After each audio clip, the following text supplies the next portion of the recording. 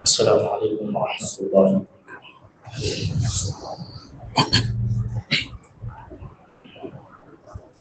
الحمد للہ رب العالمین، والصلاة والسلام علی سید الانبیاء والمرسلین، اما بعد، قال اللہ تعالی فی کلامہ المجید، اعوذ باللہ من الشیطان الرجیم، بسم اللہ الرحمن الرحیم، یا ایھا الذین آمنوا ادخلوا فی السلم کافۃ ولا تتبعوا خطوات الشیطان انہ لکم عدو مبین۔ صدق اللہ العظیم۔ قابل احترام بزرگان کرام اور سامعین محترم، ذی الحجہ کے آخری ایام چل رہے ہیں اور کچھ ہی دنوں میں محرم الحرام کا مہینہ بھی شروع ہونے والا ہے۔ اس مناسبت سے آج اسلامی تعلیمات کی اہمیت کو بیان کیا جائے گا۔ دعا فرمائیں کہ اللہ تبارک و تعالی صحیح اور مفید بات کہنے کی اور ہم سب کو اس پر عمل کرنے کی توفیق عطا فرمائے۔ معزز سامعین کرام،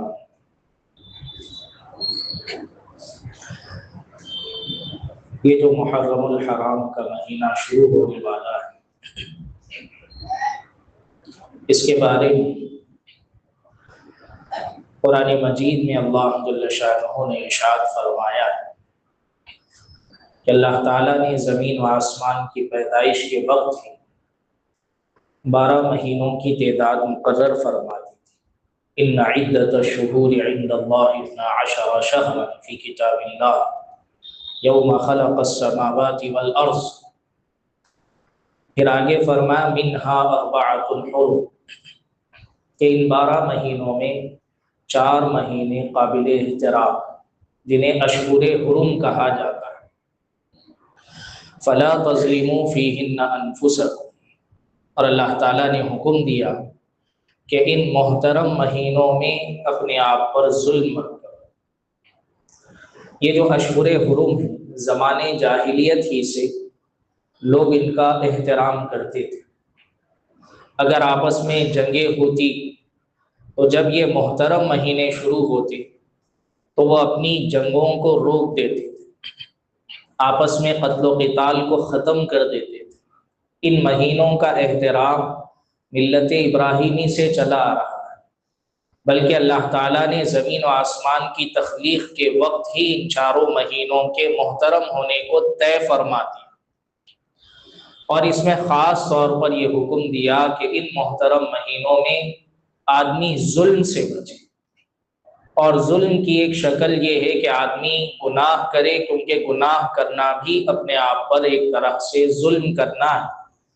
اسی لیے ہم دعائے معصورہ میں کہتے ہیں اللہم انی ظلمت نفسی ظلما کثیرا، کہ اللہ میں نے اپنے آپ پر بہت ظلم کیا ہے، ولا یغفر الذنوب الا انت، اور آپ کے علاوہ کوئی معاف کرنے والا نہیں، فاغفر لی، لہٰذا آپ مجھے معاف فرمائیں۔ لہٰذا ان مہینوں کے اندر گناہوں سے بچنے اور تقوی کو اختیار کرنے کا خاص اہتمام کرنا چاہیے۔ اور محرم کو یہ خصوصیت بھی حاصل ہے کہ رسول اللہ صلی اللہ علیہ وسلم نے اسے شہر اللہ کہا، کہ یہ اللہ کا مہینہ۔ فرمایا افضل الصیام بعد رمضان صیام شہر اللہ المحرم، او کما قال علیہ الصلاۃ والسلام۔ مسلم شریف کی روایت ہے کہ نبی علیہ السلام نے فرمایا رمضان کے بعد افضل روزے محرم الحرام کے روزے ہیں، جو کہ شہر اللہ ہے، اللہ کا مہینہ۔ جیسے بیت اللہ کہہ کر کعبے کی فضیلت بتائی جاتی ہے، اللہ کی طرف اسے منسوب کیا جاتا ہے۔ شعائر اللہ، اللہ کی طرف منسوب ہوتے تاکہ ان کی اہمیت لوگ جان سکیں، اسی طرح محرم الحرام کو شہر اللہ کہا تاکہ اس کی اہمیت کو آدمی جانے اور اس کی فضیلت کو سمجھے کہ یہ بڑا قابل احترام مہینہ ہے۔ اس مہینے میں گناہوں سے بچنے کا، روزوں کا اہتمام کرنا چاہیے، خاص طور پہ عاشورے کے دن یعنی 10 محرم الحرام کے روزے کا اہتمام کرنا چاہیے، اس لیے کہ اس دن روزہ رکھنا یہ نبی پاک صلی اللہ علیہ وسلم کی سنت رہی ہے، بلکہ روایات کے مطابق رمضان کے روزوں سے پہلے عاشورے کا روزہ فرض تھا۔ جب رمضان کی روزوں کی فرضیت نازل ہوئی تو اس کی فرضیت کو منسوخ کر دیا ہے۔ عاشورے سے متعلق اور باتیں انشاءاللہ آئندہ بھی آپ کے سامنے بیان کی جائے گی۔ فی الحال محرم الحرام کا جو مہینہ شروع ہونے والا ہے یہ اپنے اندر بڑی فضیلتیں اور اہمیتیں رکھتا ہے۔ خاص طور پر اس کی ایک خصوصیت یہ ہے کہ یہ اسلامی سال کا، ہجری سال کا پہلا مہینہ، یہاں سے ایک نئے سال کا آغاز ہوتا۔ 1447 1447 کے بعد اب ایک نیا سال، ہجری سال شروع ہونے والا ہے، اور اس اسلامی سال اور ہجری سال کا جو پہلا مہینہ ہے وہ محرم الحرام کا مہینہ، اسے محرم الحرام کہتے۔ حرام کے معنی ہے حرمت والا، جیسے ہم مکہ اور مدینہ کی سرزمین کو حرمین کہتے، حرم کے معنی آتے ہیں حرمت والی، احترام والی۔ اس مہینے کے ساتھ یہ نام جوڑا گیا ہے محرم الحرام، تاکہ یہ پتہ چلے کہ یہ حرمت والا، احترام والا مہینہ۔ لیکن افسوس کی بات یہ ہے کہ معاشرے کے اندر بعض غلط فہمیاں اس مہینے سے متعلق لوگوں کے درمیان عام ہیں۔ جیسے بعض حضرات یہ سمجھتے ہیں کہ یہ مہینہ نحوست والا مہینہ ہے، العیاذ باللہ، لہذا دیکھا یہ جاتا ہے کہ محرم کے مہینے میں لوگ شادی کرنے سے، شادی کی تاریخ محرم کے مہینے میں طے کرنے سے احتیاط کرتے ہیں، کوئی خوشی کا کام کرنے سے احتیاط کرتا ہے، کوئی کسی نئی چیز کا آغاز کرنے سے احتیاط کرتا ہے، حتیٰ کہ بچوں کی پیدائش اگر محرم میں ہو تو طعنہ دیا جاتا ہے کہ یہ تو محرم میں پیدا، یعنی اسے منحوس کے الفاظ سے تعبیر کیا جاتا ہے، العیاذ باللہ، جبکہ یہ بدترین گناہ ہے۔ اس طرح کسی مہینے کو منحوس سمجھنا یہ شرعاً بالکل جائز نہیں ہے، حرام ہے، اس کی اجازت نہیں۔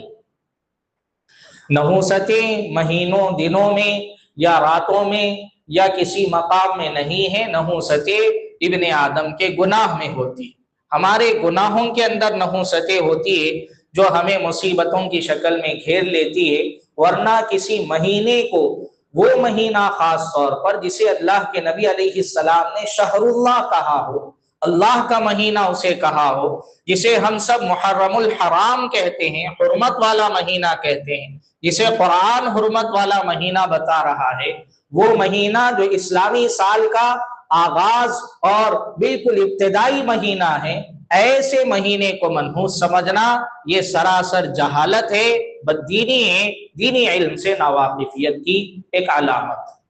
یہ مہینہ ہرگز منحوس مہینہ نہیں ہے، نحوست والا نہیں۔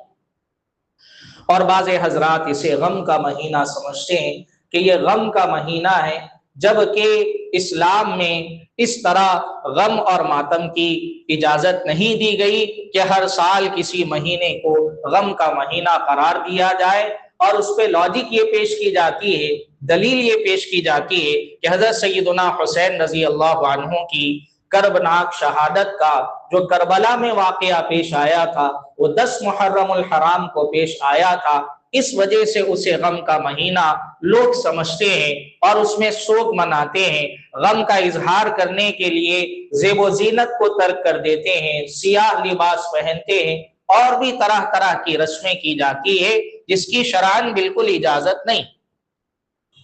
اس لیے کہ اگر کسی کی شہادت پر اسلام کے اندر اس طرح غم منانے کی اجازت ہوتی تو آپ بتائیے سال کا کون سا مہینہ، بلکہ مہینے کی کون سی تاریخ اسلامی تاریخ شہداء سے خالی؟ ہر مہینے کے اندر کسی نہ کسی کی عظیم شہادتیں ہوئی. ابھی پچھلے جمعہ آپ نے سنا حضرت سیدنا عثمان ابن عفان رضی اللہ عنہ کی شہادت کا واقعہ. بڑی دردناک اور کربناک آپ کی شہادت ہوئی ذی الحجہ کے اس مبارک مہینے میں. حضرت سیدنا عمر فاروق رضی اللہ عنہ کی شہادت اسی مہینے کے آخری تاریخوں میں، اور بعض مورخین کے مطابق محرم الحرام کی پہلی تاریخ کو آپ کی شہادت ہوئی. حضرت سیدنا حمزہ رضی اللہ عنہ کی شوال کے اندر شہادت ہوئی. اور بھی بے شمار شہادتیں ہوئی ہیں، لیکن اسلام نے اس طرح کسی کی شہادت پر غم منانے کی، ماتم کرنے کی، یا مہینے کو غم کا مہینہ قرار دینے کی کسی کو اجازت نہیں.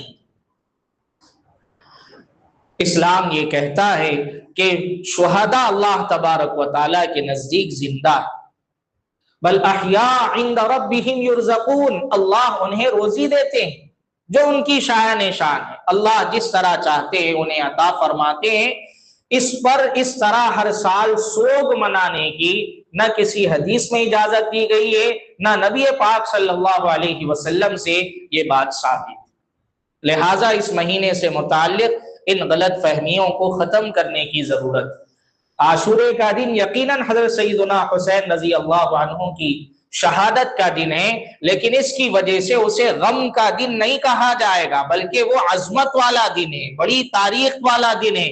اس دن حضرت سیدنا موسیٰ علیہ السلام کو اللہ تعالیٰ نے فرعون کے ظلم سے نجات عطا فرمائی. نبی علیہ السلام اس کا احترام کرتے تھے، مسلمان اس دن کا احترام کرتے تھے، یہود اس دن کا احترام کرتے تھے، حتیٰ کہ مشرکین بھی اس دن کا احترام کرتے تھے. تقصی فیہ الکعبۃ، روایت میں آتا ہے کہ ابتدائی دور میں اسی دن خانہ کعبہ کو غلاف چڑھایا جاتا، اسی دن خانہ کعبہ پر غلاف چڑھایا جاتا تھا. یہ دن تاریخی اعتبار سے بڑا اہم ترین دن ہے، اور حضرت سیدنا حسین رضی اللہ عنہ کی شہادت کی وجہ سے اس دن کی تاریخی حیثیت میں اور اضافہ ہو گیا. اور حضرت سیدنا حسین رضی اللہ عنہ کی شہادت کے تفصیلی واقعے کو بھی انشاءاللہ بیان کیا جائے گا. فی الحال آپ کے سامنے یہ گزارش کرنی ہے کہ ہمیں یہ جو ایک مہینہ شروع ہونے والا ہے، کتنے ہم میں سے ایسے حضرات ہیں کہ جن کو یہ پتہ بھی نہیں کہ ہجری سال شروع ہونے والا اور ایک ہجری سال ختم ہونے والا ہے. کیوں؟ اس لیے کہ ہمیں اسلامی تعلیمات سے اور اسلام کی شعائر سے اور اسلام سے جڑی ہوئی چیزوں سے جو اہمیت اور جو واقفیت ہونی چاہیے اور جو تعلق ہونا چاہیے، اس تعلق میں کمی کا یہ نتیجہ. خاص طور پر نئی نسل، انہیں اسلامی مہینوں کے نام تک یاد نہیں ہے، اسلامی مہینوں کے تاریخوں کا ضابطہ انہیں معلوم نہیں ہے. مہینہ کب شروع ہوتا ہے، کب اختتام ہوتا ہے، کب اسلامی سال کا آغاز ہونے والا ہے. اس کے بالمقابل اگر عیسوی سال شروع ہوتا تو ہر کسی کے زبان پر نیو ایئر کے چرچے ہوتے، ہر جگہ اس سلسلے میں ہر ایک کے ذہن میں تدبیریں اور پلاننگ ہوتی کہ نیا سال شروع ہونے والا ہے، کیا ہم نے کیا ہے، کیا ہمیں کرنا ہے. اس طرح کے سوچ اور فکر ایک عیسوی سال کے بارے میں ہمارے ذہن و دماغ میں آتی ہے. کیوں؟ اس لیے کہ اس کے ساتھ ہماری تمام تر چیزیں جڑی ہوئی ہیں. لیکن جو ہجری مہینے ہیں جن کے ساتھ ہماری عبادتوں کو اللہ نے جوڑے رکھا ہے، روزے رمضان کے ساتھ جوڑے، حج کو ذی الحجہ کے ساتھ جوڑا، اور اسی طرح قربانی کو اسلامی مہینوں کے ساتھ جوڑا، زکوٰۃ ہماری اسلامی مہینوں کے ساتھ جڑی ہوئی ہے. ان مہینوں کے واقفیت اور ان مہینوں کے نام اور ان مہینوں سے متعلق آغاز اور اختتام کے بارے میں ہمیں کوئی علم نہیں ہوتا، اس کے بارے میں کوئی فکر نہیں ہوتی. یہ ہماری اسلامی تعلیمات سے عدم واقفیت کی اور کم واقفیت کی علامت ہے. ہمیں چاہیے کہ ہم اسلام کی تعلیمات سے اپنے تعلق میں اضافہ کریں، تعلیمات کو جاننے کی ہم کوشش کریں، اپنے بچوں کو ہم بتائیں اور انہیں اسلام کی مکمل تعلیمات سے واقف کرائیں. اس لیے کہ اللہ تعالیٰ نے قرآن مجید میں ارشاد فرمایا ہے، یا ایھا الذین آمنوا ادخلوا فی السلم کافہ، اے ایمان والو اسلام میں کمپلیٹ داخل ہو جاؤ، مکمل داخل ہو جاؤ. یہ آیتیں اس وقت نازل ہوئی جب کہ بعض یہودی حضرات مسلمان ہوئے، اور مسلمان ہونے کے بعد ان صحابہ نے حضور علیہ الصلوۃ والسلام سے ایک اجازت طلب کی، ایک ریکویسٹ کی کہ اللہ کے نبی ہم یہ چاہتے ہیں کہ ہم جمعہ کی بھی تعظیم کریں اور ہفتے کی بھی تعظیم کریں۔ ہفتہ یہودیوں کے یہاں ایک مقدس دن ہوا کرتا، تو ہم جمعہ کی بھی تعظیم کریں گے، یوم السبت یعنی ہفتے کی بھی تعظیم کریں گے۔ ہم یہ چاہتے ہیں کہ ہم دیگر چیزوں کا گوشت استعمال کریں، حلال گوشت، البتہ اونٹ کی وہ چیزیں جو یہودیوں پر حرام کی گئی تھی ہم ان سے احتیاط کریں۔ یعنی انہوں نے ایسی تجویز پیش کی کہ ہم اس طرح دونوں دینوں پر عمل کریں گے، اسلام پر بھی ہمارا عمل ہوگا، سابقہ شریعت پر بھی ہمارا عمل ہوگا۔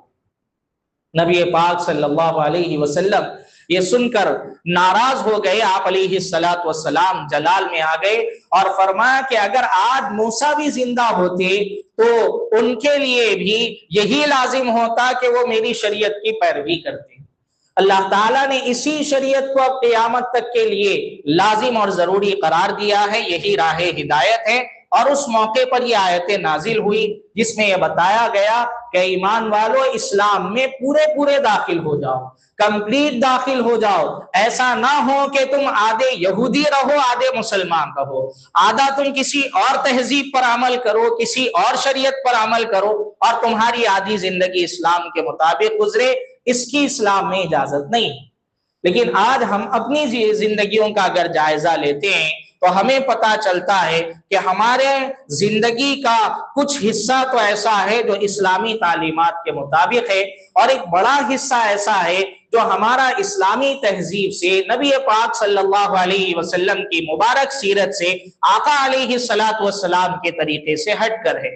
ہم نے اپنے اسلام کو محدود اس کا تصور ہم نے اپنے ذہن میں رکھ لیا کہ ہماری نماز اسلام کے مطابق، روزہ اسلام کے مطابق، حج اسلام کے مطابق، اور ہماری عبادتیں تو اسلام کے مطابق ہے، لیکن ہمارے معاملات اور ہماری معاشرت، ہماری خوشی اور غمی، ہمارے دوسرے فیسٹیول یا ہماری دوسری شادیاں یا ہمارے دوسرے خوشی یا غمی کے مواقع، ان موقعوں پر ہم اسلام کو فالو کرنے کے لیے تیار نہیں ہیں، بلکہ ہم وہاں پر جب اسلام کی بات آتی ہے تو یہ کہہ دیتے ہیں کہ بھئی ہمیں اس موقع پر اگر قرآن و حدیث پر ہم چلیں گے تو لوگ کیا کہیں گے، معاشرہ کیا کہے گا، اور رشتہ دار ہمیں کیا کہیں گے، لہٰذا یہ کہہ کر دیگر مواقع پر ہم دین کو اختیار کرنے سے احتیاط کرتے ہیں اور اسے عار سمجھتے ہیں۔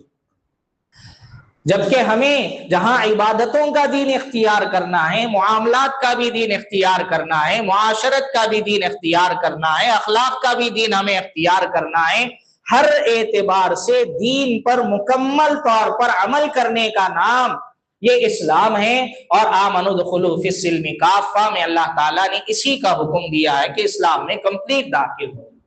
لیکن ہمارے تصور میں اسلام کا ایک محدود تصور ہے۔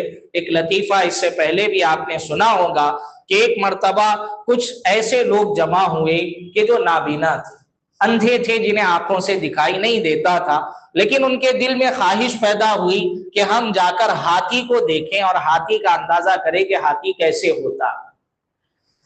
تو اب ایک صاحب سے، گائیڈ سے انہوں نے کہا کہ ایک ایسے ہاتھی کے پاس ہمیں لے کر جائے جسے ہم ہاتھ لگا کر اندازہ کر سکیں کہ ہاتھی کیسا ہوتا ہے، کیونکہ اس کے بارے میں بڑا سنا ہے، شوق ہے کہ اس کے بارے میں ہم جانیں۔ تو ٹھیک ہے، اس نے انتظام کر دیا اور انہیں وہاں پر بھیج دیا گیا۔ اب چونکہ نابینا ہے، آنکھوں کی نعمت سے محروم ہے، تو وہ ہاتھ لگا کر ہی چیزوں کا اندازہ کرتے، لہٰذا انہوں نے ہاتھ لگا کر ٹٹول کر ہاتھی کو دیکھا۔ تو اتفاق یہ ہوا کہ کسی نے صرف کان پر ہاتھ رکھے، کسی نے صرف پیر پر ہاتھ رکھے، کسی نے صرف پیٹ پر ہاتھ رکھا، کسی نے صرف دم پر ہاتھ رکھا، کسی نے صرف سونٹ پر ہاتھ رکھا۔ اب واپس ہی آنے کے بعد کمرے میں آپس میں ڈسکشن ہو رہا ہے کہ ہاتھی کیسا ہوتا ہے۔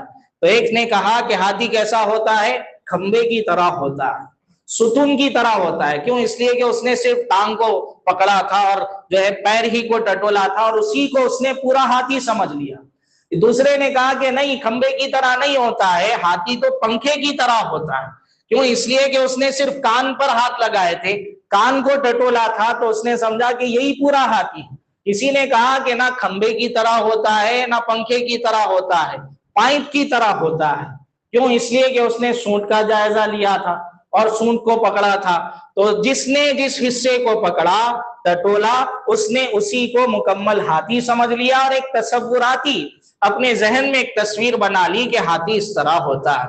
یہی حال آج ہمارا ہے کہ ہم نے اسلام کے ایک محدود حصے کا علم حاصل کیا اور اسی محدود حصے کو ہم نے اسلام سمجھا، اور ہم یہ سمجھ بیٹھے کہ بس مسجد کی دہلیز کے اندر اور مسجد کے چوکھٹ کے اندر اگر ہم آئیں گے تب ہم مسلمان رہیں گے۔ لیکن اگر میں کسی مال پر بیٹھ جاؤں اور کسی شاپنگ کے کسی مقام پر مارکیٹ میں بیٹھ جاؤں، یا پھر آفس میں چلا جاؤں، یا پھر کسی فیسٹیول میں چلا جاؤں، یا کسی خوشی کے موقع پر میں چلا جاؤں، تو اب وہاں پر مجھے اسلام کو فالو کرنے کی، یہاں پر بھی اسلام، یہاں پر بھی دین، اس معاملے میں بھی شریعت، یہ خوشی کے اظہار کے موقع پر بھی اللہ اور اس کے رسول کے احکام پر عمل کرنا، اس کو ہم تعجب کی نظر سے دیکھ رہے ہیں۔ کیوں؟ اس لیے کہ ہم نے سمجھا ہی نہیں کہ اسلام میں ہم داخل ہوئے، جبکہ ہمیں دوسری چیزیں پوری چاہیے، دوسری چیزیں ہمیں کمپلیٹ چاہیے۔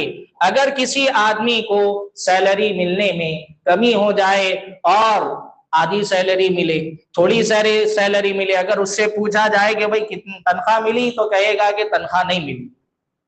کیوں نہیں ملی؟ تنخواہ تو مل چکی ہے۔ تو کہا کہ کمپلیٹ تنخواہ نہیں ملی۔ عید کے موقع پر آپ نے دیکھا ہوگا کہ بچوں سے پوچھے عید کی تیاری ہوئی؟ نہیں ہوئی، حالانکہ ڈریس آ چکا ہے، ساری چیزیں آ چکی ہے، صرف جوتے باقی ہیں۔ جوتے باقی ہے تو وہ کہہ رہا ہے کہ تیاری نہیں ہوئی۔ کھانا ہو گیا؟ نہیں ہوا۔ کیوں؟ ابھی تو کھانا کیا، میٹھا باقی۔ یعنی کھانے پینے میں، پہننے اوڑھنے میں، کمانے دھمانے میں، ہر چیز میں ذرا سی کمی اگر ہو جائے، ہم صاف کہتے کہ یہ چیز ہمیں حاصل ہی نہیں ہوئی۔ جبکہ دین کے معاملے میں ذرا سی چیز پر ہم عمل کر کے اپنے نفس کو، اپنی ذات کو مطمئن کر لیتے ہیں کہ میں نے تو دین پر عمل کر لیا۔ کئی ایسے ہم اپنے واقعات اور حالات کو دیکھتے ہیں کہ ہم اپنی زندگی اسلام کے اور دین کے احکام کو جانے بغیر گزار دیتے ہیں، ان پر عمل کیے بغیر گزار دیتے ہیں، اور دین کا ایک کام کر کے ہم اپنے نفس کو مطمئن کر لیتے ہیں کہ میں تو سچا پکا مسلمان۔ کتنے ایسے واقعات ہیں کہ ایک صاحب جو عمرے کو جانے والے تھے، عمرے کا ارادہ تھا، تو عمرے کے ارادے سے جب انہوں نے تیاریاں شروع کی تو بار بار مسائل پوچھ رہے ہیں کہ بھئی عقیقہ کیا؟ ابھی عقیقہ نہیں کیا، عمرے کو جا سکتے ہیں یا نہیں؟ ابھی میں نے عقیقہ نہیں کیا، عمرے پر جا سکتا ہوں یا نہیں؟ اسی طرح اور معمولی مسائل کہ ابھی میں نے فلاں چیز نہیں کی، عمرے کو جا سکتا ہوں یا نہیں؟ انہیں بتایا گیا یہ چیزیں عمرے کے اندر ضروری نہیں، حج کے لیے یہ چیزیں ضروری نہیں، نماز کے لیے یہ چیزیں ضروری نہیں، لیکن اگر زندگی کو دیکھا جائے تو بہت بڑے اعمال چھوٹے ہوئے ہیں۔